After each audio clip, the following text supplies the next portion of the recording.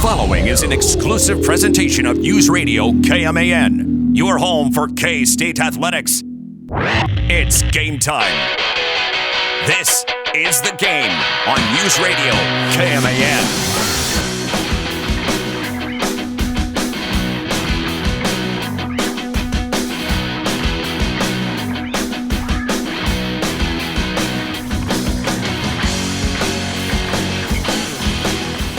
One, 1,000, 2, 1,000, 3, 1,000. We had to stall because somebody was a little late getting in the door.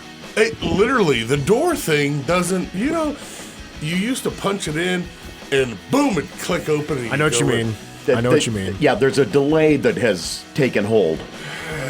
But not trashing the equipment or the quality of anything in Manhattan Broadcasting. No, just, getting in the building is like getting into an NYC pawn shop. Gotta get buzzed it. Wait for the bodega cat to walk by. Okay, he's good. I'd like to pawn this TV. That is an experience I can't say I've ever had. I have. Okay. It's actually quite wild because it's basically 90% jewelry, watches, necklaces, and all that. And the other... the rest of it is weird. Everything else, like weird stuff. Old GPSs and. What am I going to do with this? I'll give you $5. First generation of the iPad. It's a Walkman in there every once in a while. Does anybody have an iPod? Somebody's old CD case. What was this? Some kind of treasure? It was called a jewel case. You guys do need to see the collection over at Hale Library, by the way, on that note. Of CDs? Of classic gear like that, yes. Oh. Yeah, I just got a new car recently, and I'm glad they didn't see this. They might have jacked the price up me. I thought it's got a CD player in it, and I was like, that's the whole reason I bought it, right? Yeah. I just sitting there, I was showing my mom the car and everything, and I was like, I'll just hit the eject button. It's got its own mixtape in it. 16 songs. It's just written jams on the top of it. Oh, wow. That's a good find. I was That's like, boy, funny. I'm glad they didn't see this. They would jack the price up on me. Jams with a Z? Yeah, with a Z. Oh. You know what's kind of become obsolete now is the aux cord. Huh? Yeah. Because everything's Bluetooth now. Yeah. I remember how big of a deal it was to have an aux cord and, all right, who's running the aux on a road trip or whatever. I miss aux cords because I feel like the sound quality was better. When it's Bluetooth, it's like hit or miss. You can get louder. When I got my first car, it was a 93 Ford Escort. Tan. I mean, oof. a real full four-cylinder. Oh, it's a beater. And it still had a tape player. So what I had to do is I had a portable CD player. Oh, yeah, baby. And I would get the cassette connection. Oh, yeah. Adapter. Mm-hmm. Oh, yeah. I had one of those too in my 03 Trailblazer. Strongest connection. It was a cassette to aux cord though. Like there was a cord that came out of the cassette. Right. Yes, exactly. That's And then you put the insane. cassette in the player, of course. Yeah. My personal favorite remains the stereo that I got for my old car when I was out in Goodland. And 2 years later, when the car got totaled by a then Kansas Power and Light truck, deciding to pull out in front of me on I pulled the stereo, but my new vehicle, I didn't have a real need for it. So we dumped that stereo into my dad's 66.5 Ford 4x4. Ooh. You talk about not doing that stereo any justice in terms of the speakers on that Ford. That was an afterthought. They're like, speakers? I don't know. Throw the worst ones ever in there. Crazy Train that sounded like it was coming straight out of an AM radio. You're like, Dad. That's pretty solid. Yeah. Owen, what'd you get? What'd you say you got? What kind of car? My new one's 2017 Nissan Sentra. Okay. That's what I got. Well, guys, welcome to the game. Mitch Fortner, Troy Coverdale, David G. Owen Burke. Owen will answer the phone, 785-537-1350. They're open for the 2 hours of the show. I'm here through hour one, and towards the end of the hour, I'll bring you Jabroni of the Week. We do have Manhattan Hoops tonight from the MHS Gym. Homecoming tonight with the Indians hosting Emporia. Oof. And the approximate start time is at 5:45. Do have some breaking baseball news this afternoon. I'm sure if you've been following along with the news, you heard about this. Guys, an arrest has been made in connection to the stolen Jackie Robinson statue out of Wichita. Finally.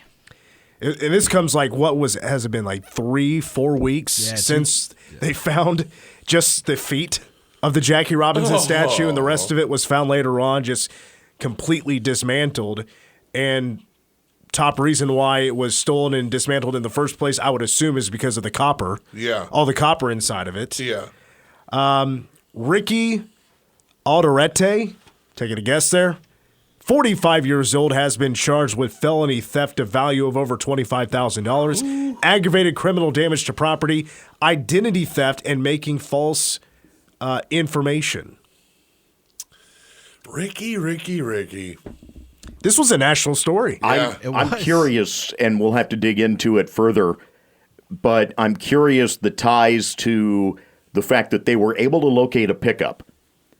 And they never did say, they said that it was tied to it, but they never did say whether it was the owner under investigation or just who. And I've got a feeling, Ricky may have been trying to pitch this off on someone else, and turns out it was him. That's where the identity theft part comes into my head here in terms of how this played out. Hey, Lucy, Ricky ain't coming home tonight, that's for sure. The statue is 95%. Ricky, don't lose that number. 95% copper. Wow. So, I mean, when you're somebody in a pinch and you need a few materials. Yeah. We've had 2 stories recently of radio stations that have had their towers stolen. Yeah, don't come for ours, please. Towers. One where the tower just completely disappeared. You're kidding. 200-foot tower. These towers are how long? You said 200 feet? Yeah, they're huge. I don't know if I should say this or not, but I think learned I get electrocuted. No, yeah, that's the thing is it's doable, right? Yes. It's very doable. I've been told from certain people here that it is doable, but it's way dangerous. It's just not a good idea. Correct. Yes, on both counts, very correct. It's not going to net nearly the money that they think that it's going to net. That and the Jackie Robinson. There's nobody in Wichita is going to give you any money for that. They're going to go, you know what? Stay right there. I'm going to make a couple phone calls. Well, it explains why dumped into garbage and burned. He was trying to essentially do an old version of smelting it, apparently. Jesus. That's terrible. But I did hear they've raised quite a bit of money to get a new one. So. Yes. Okay, is everybody got a cold right now? Yeah, I went to Polar Plunge on Saturday, and it just I got rocked, man. Because I got a cold now. Yeah. Troy's been battling one. Owen? I'm so glad I'm across the glass. Give it a few days. Yeah, I got Right? sneeze over there. I have a known iron immune system, but I will tell you the hole in the armor, daycare sickness. Yeah. Oh my god. I'll make sure and cop a little extra into that Mike sock tomorrow morning. Do that to me.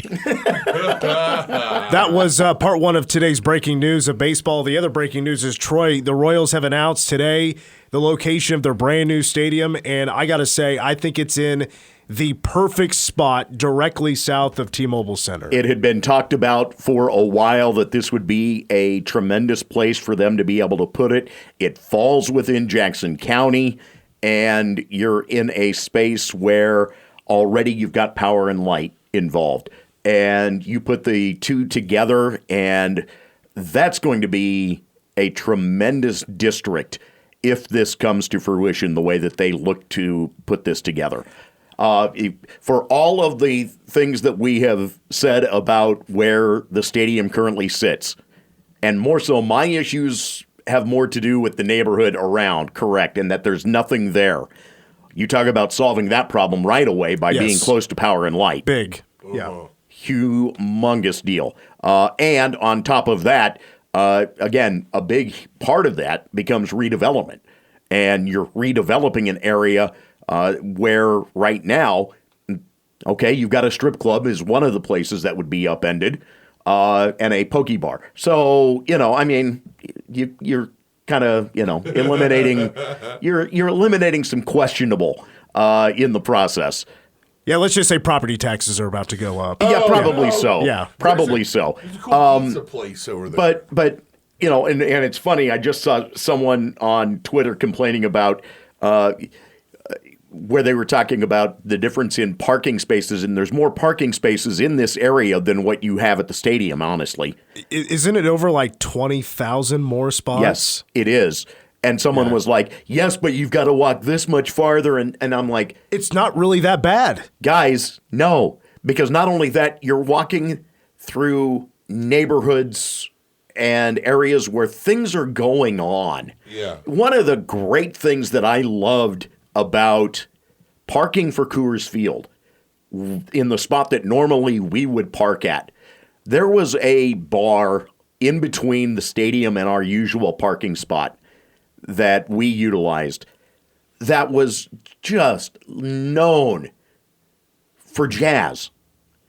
And to walk by there on a game day or a game night, and the place was hopping. Yeah. And, it just was a different approach. You walk to your car in the parking lot at the Truman Sports Complex right now, and you don't get that feel. No. Game's over. It's done. I'm going to get run over. Yay. Oh, goody. I've got this much traffic to have to wheedle through. And mud. Yeah. So one of my favorite things about this unveiling of basically what it's all going to look like when it's all done is between T-Mobile Center and the new Royals ballpark, you're basically going to have a bridge or a concourse in a way that's actually going to connect the two from the T-Mobile Center south side to which will basically be the center field entrance of the brand new Royal Stadium. That's one part of it. But also, of course, what runs directly downtown and kind of a little bit is, underground in a way because of the area of town it's in is the freeway of 670. Mm-hmm. So instead of it just being a bridge, now it's basically almost going to be 5 or 6 blocks worth of it being covered up, and it's going to be basically turned into a park. Mm-hmm.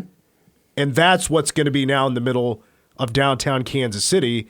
That's going to connect the two, new Royal Stadium with Power and Light, with T-Mobile Center, and even more going towards the west as well, those two areas. So now it's, with the new stadium, now downtown's going to look a lot more attractive. Right. And it's going to cancel out all the traffic, all the noise that comes from 670 while you're walking down to the ballpark. One of the great things about the way that downtown's redevelop in this aspect, Coors Field sits about 8 blocks away from what's now known as Ball Arena. It used to be Pepsi Center. And Invesco Field / Empower Field / we still call it Mile High, damn it, Stadium sits on the other side of the interstate. But they're all within a range. They're all within a space where it looks like a great neighborhood. Oh, and you have Elitch Gardens, which amusement park. So think Worlds of Fun thrown into the middle of downtown in this case, or right up against the interstate. When it's all said and done, it allows for much better management of traffic flows, parking, all of it, when they're in a neighborhood like that. It just builds for a much better situation, especially given, the Truman Complex, while it is what it is in terms of the stadiums have been great, let's be perfectly honest, the infrastructure around it has never been all that great in terms of dealing with the interstates and being able to manage getting in and out of there. I think back to a night where in Denver you had a preseason Broncos game, you had a Rockies game at the same time, and Garth Brooks had sold out Ball Arena. And they were whipping people through there. I did not hear of anybody having more than a 45-minute wait in traffic that night because it got staggered well enough and police had it routed so well that nobody was left literally having to fight to get out of there very hard. You do it right, infrastructure-wise, this could be slick, very slick. And I like how this is going to check out. I really do. No, I like how attractive now it's going to be for people instead of like, especially us who live 2 hours away, driving up on a Friday night. You're 7 miles to the east of downtown Kansas City where there aren't very many hotel rooms. It's not a great area. Yep. And now it's like, it feels like it's now more convenient. Oh, I don't have to go home. I could just, I'm already downtown, get a hotel room. Hey, now I can maybe go to another game or go to some other event. Depends on the weekend. But now it makes it more of an attractive idea and maybe one where you can save a little bit more money on potentially parking with having it now as a downtown ballpark because you now have many different things in one area, places to eat, places to stay, entertainment. It's now all even more in one area thanks to this new downtown ballpark, which, by the way, let's wait 4 more years. 2028 season is when it's expected to open up. I don't like it. You're going to take away Grinders, so that's a concert venue. Is Grinders? Is that it's in that area where the stadium is? Yeah, it is. Really turned. Have you ever been to Grinders though? Yeah, I have. I haven't. Who'd you see? It's fantastic. They do have pizza. Yeah, they do have good and concerts. Who'd you see? Don't worry about it, okay? Okay, all right. And they are taking a strip club away from the city. That's just wonderful. I was going to say that, it was Grinders you went to. Right. That would be a great name for a strip. That would be a great name. That is a great name. Also, though, hey, no, it's so good for that area, too, because it's either nothing or just under construction constantly. And to know that they're going to put a little park in there too, and the way that they have it all, from the map view, it looks gorgeous. So actually, I think Grinders might be okay. There's talk. Come on, baby. There's talk that there will be an entertainment venue with it, though, too, in that development. Don't you touch Grinders. We're doing the whole. My. Well, I'm trying to see, because this is great. I don't think it goes far enough south. So maybe Grinders will be intact. But, I mean, if anything, they're going to make money off of a move, and then they're going to just go somewhere else. That's true. I think Grinders will be fine. It's a legacy.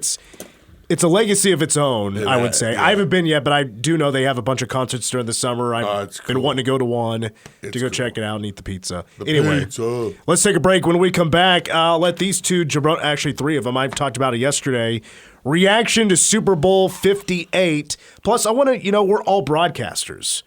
And want to get their thoughts on maybe Tony Romo should have laid out on that final call. It's coming up next. Game.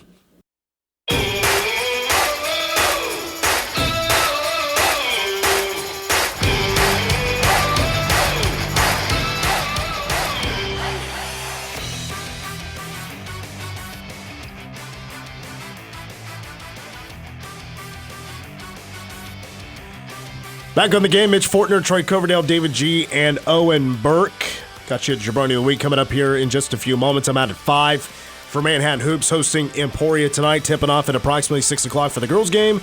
Boys will follow. Emporia girls, one of the best teams in the state right now. BriggsAuto.com and News Radio KMAN present Passport to Cabo. An all-expense paid trip to Cabo San Lucas, 2-bedroom beachfront condo at Villa La Valencia, plus a flight for 2 out of Manhattan Regional Airport this week. Register to become an instant finalist at Five Fleet Jewelers. And coming up Friday between 4 and 5 o'clock, first 10 finalists will be drawn for a free trip to Cabo. Five Fleet Jewelers is celebrating 50 years in the jewelry biz. I heard that, yeah. And they're doing a bunch of deals, plus they got their own drawing going on. So bling up and then head to Cabo. Well, yeah, you bring up a good point. So go into Five Fleet Jewelers, get signed up to become an instant finalist for a free trip to Cabo San Lucas. And by the way, in case anybody forgot, tomorrow is Valentine's Day. Maybe go take care of some business there as well. Oh. Colby Van Camp checked in with us this morning. He happened to be in Cabo for the weekend, pointing out that he, by the way, is now 2 for 2 when the Chiefs are in the Super Bowl, and he is in Mexico. Well, gotta keep it up, kid. Right? Exactly. Keep it up. So he was raving about the trip.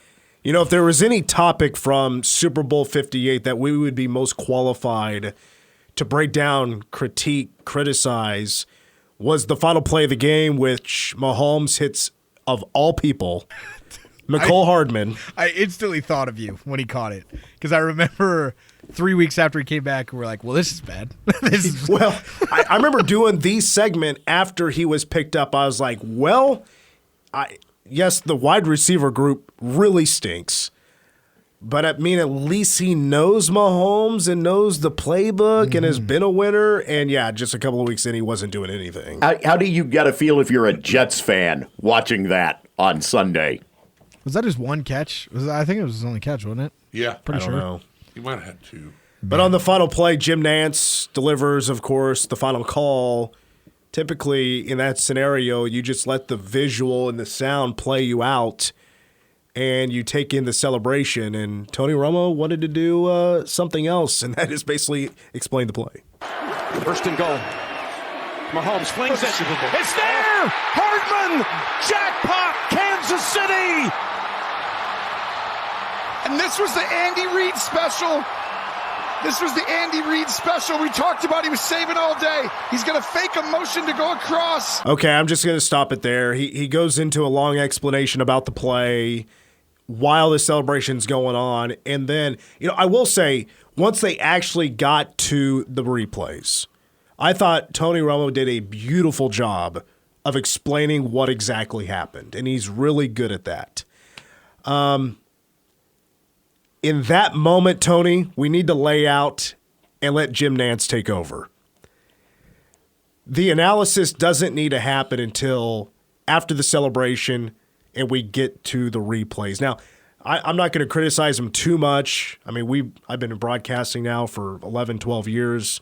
Troy, 70, 80 years. DG used to call some Manhattan High football games. Oh, good grief. Owen called some games in college. Yeah, I did. Troy's like the Perry Ellis of games. the hairline included. Thank you. How about a Perry Ellis drop on today's show? I didn't know if that was allowed over here, but it felt fitting. I really like Tony Romo as a color commentator. I think he does a really good job. Doesn't try to be the whole predict every play before it happens guy. I think my biggest issue from that was on the actual call from Jim Nantz. You can hear Tony Romo talking underneath him a little bit. I'm like, let's not do that. There's an area where a couple of things can happen. The first and foremost, if you're the director in that moment, mute his mic. You have control. Mute his mic. They very easily could have just cut everything besides. But also an extremely rare thing to happen. It is. I will grant you that. But it's a way at least to guarantee the situation.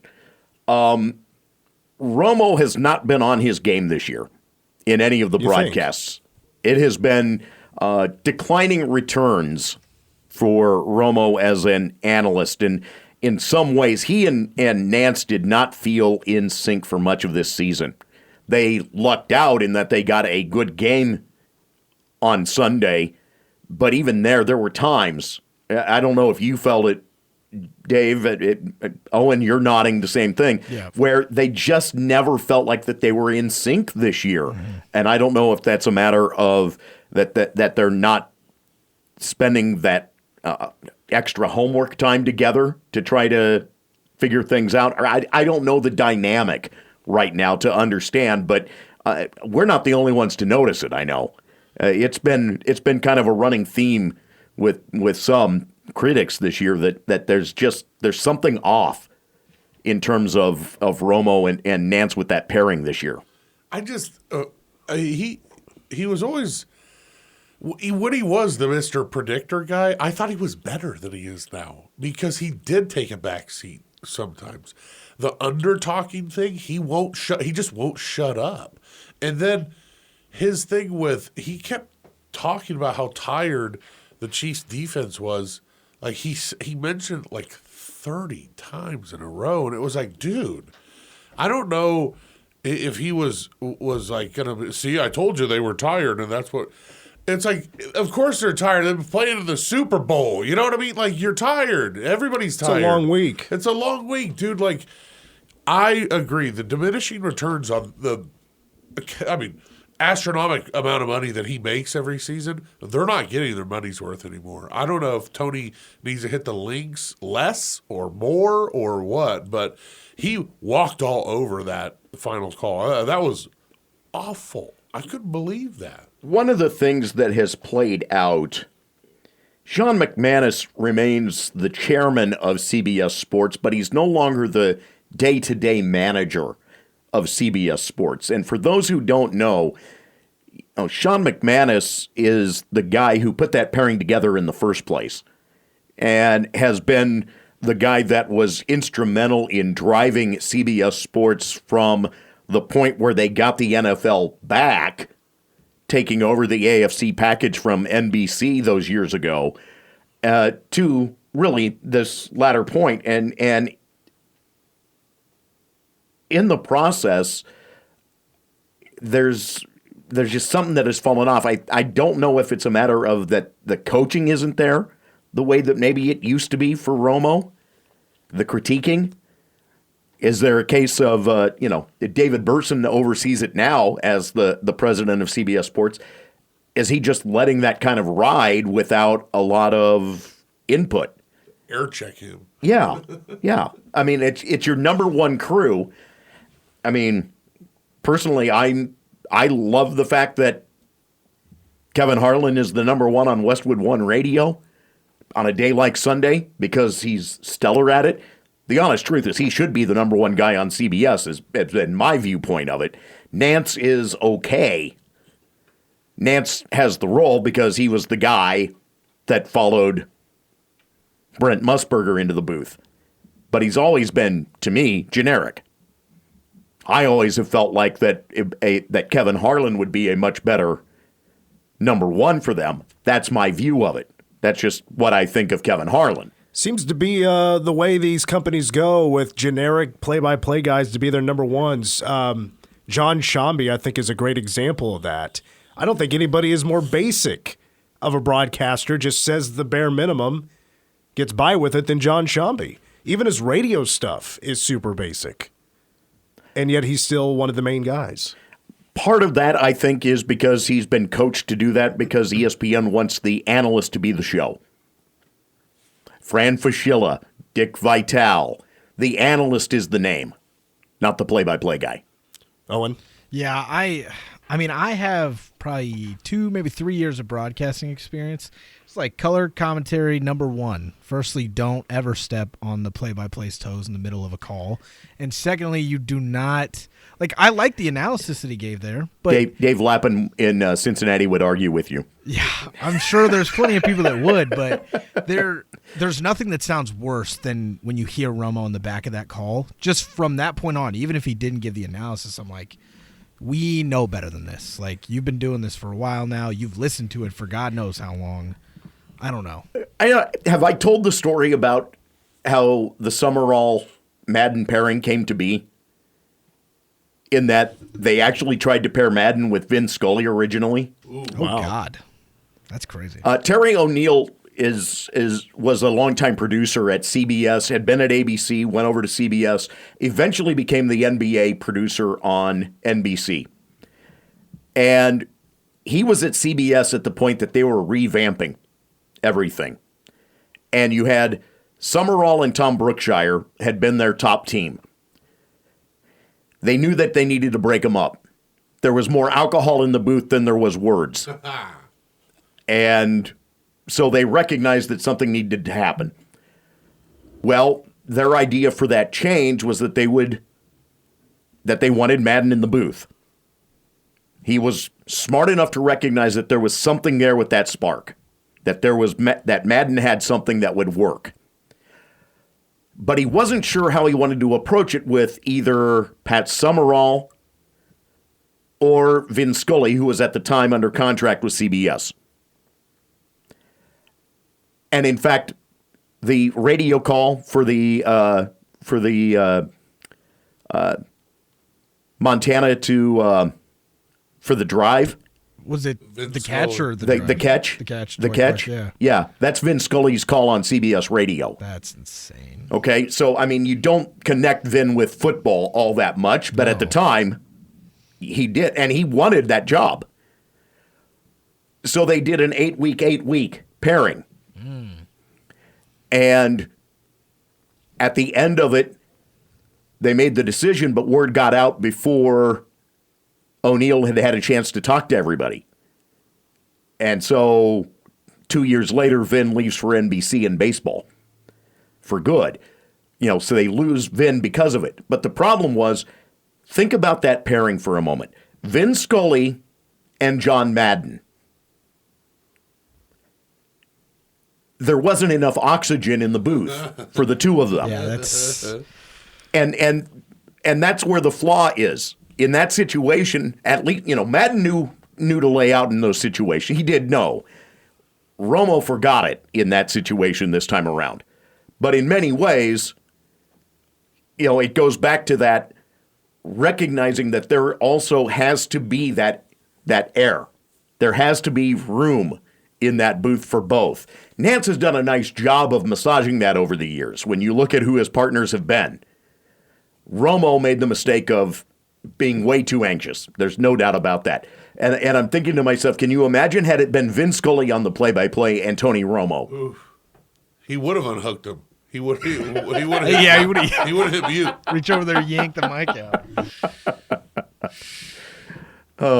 But yeah, Vin Scully and John Madden in the booth together.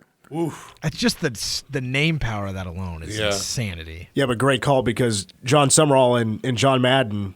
Yeah, Pat Summerall Or and John Pat, Madden Pat Summerall and John Madden is became my a childhood. legend. Became a legend. Yeah.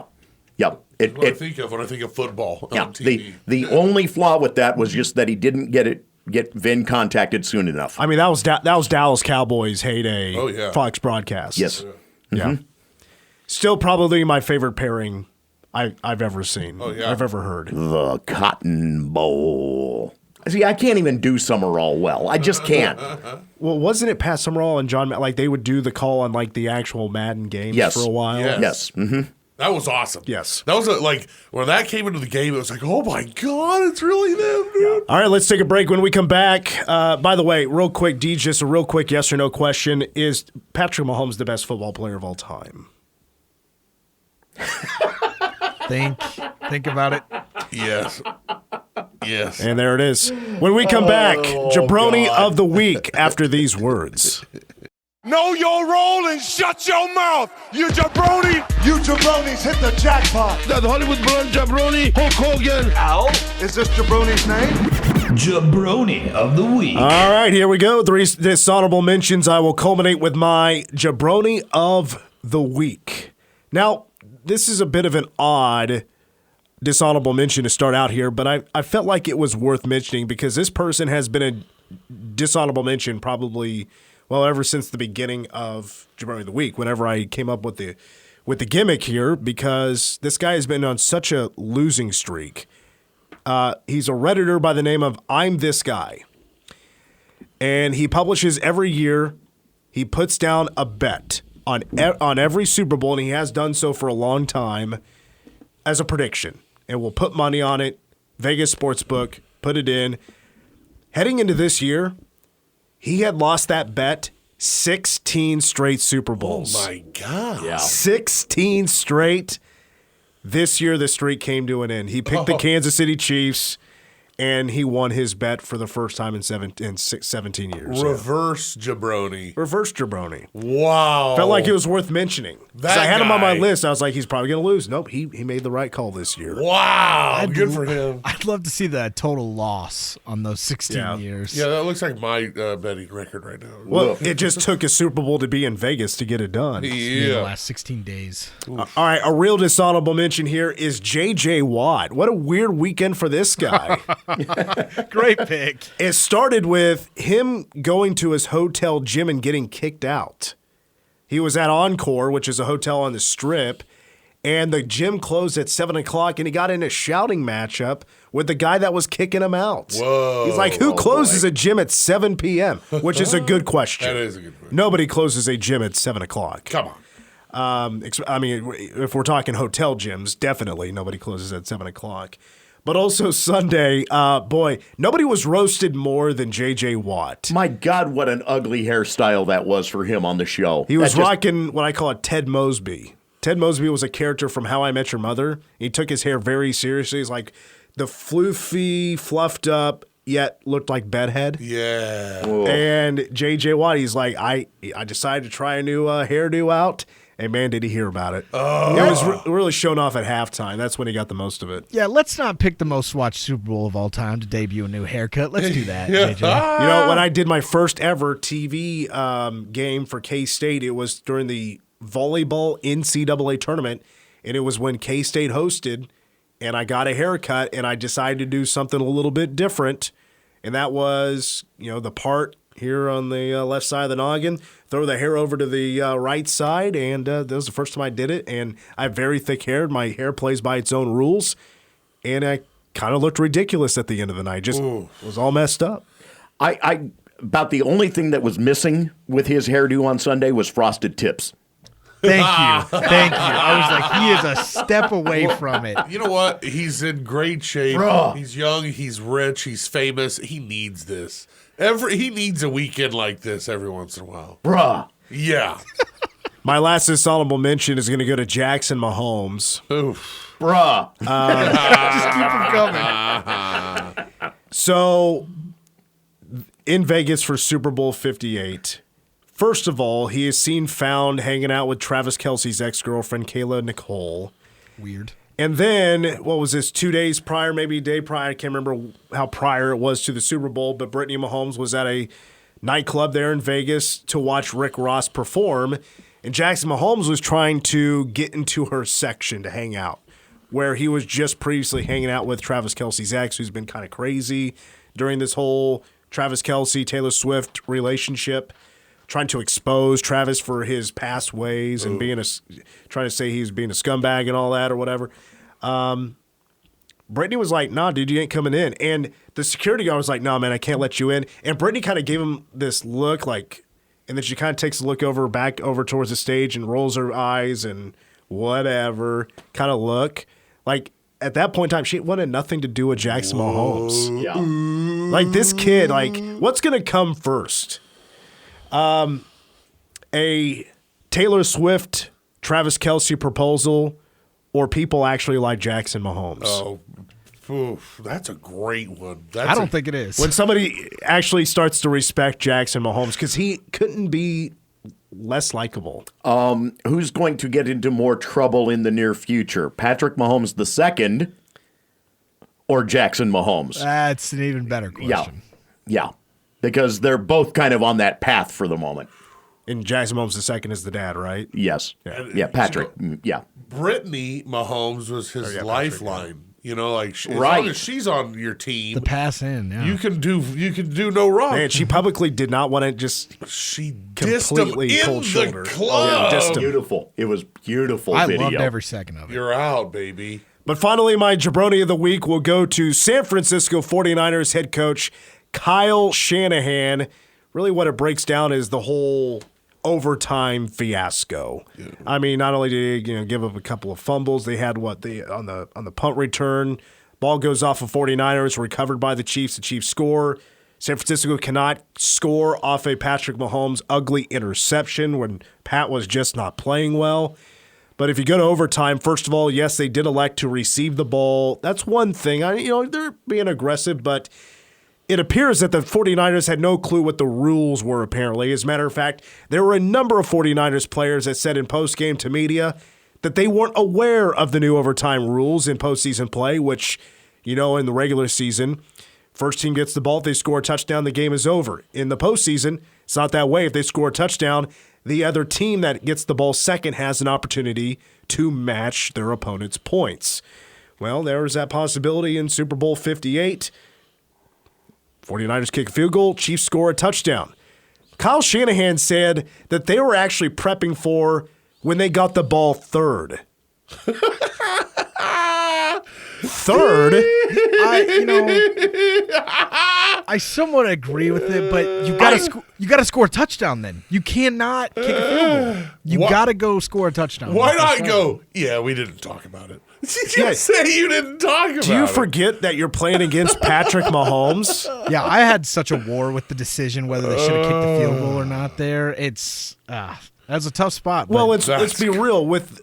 When it comes to certainly with college football and taking the ball first, you certainly like the knowledge of, okay, now that you're on offense and you get the ball second, you know what you need to do to get it done.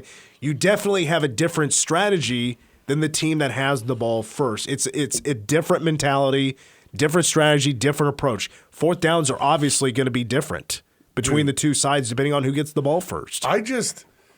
I, for one, I appreciate and I respect this guy. He keeps coming up with new and creative ways to blow a lead in the Super Bowl. For one, I'm impressed and I appreciate him. Thanks for giving me something to talk about on a Tuesday on the game. All right, we got to get out. I'm heading over to Manhattan High School. The boys take over for the rest of the show. Hour 2 of the game is coming up next.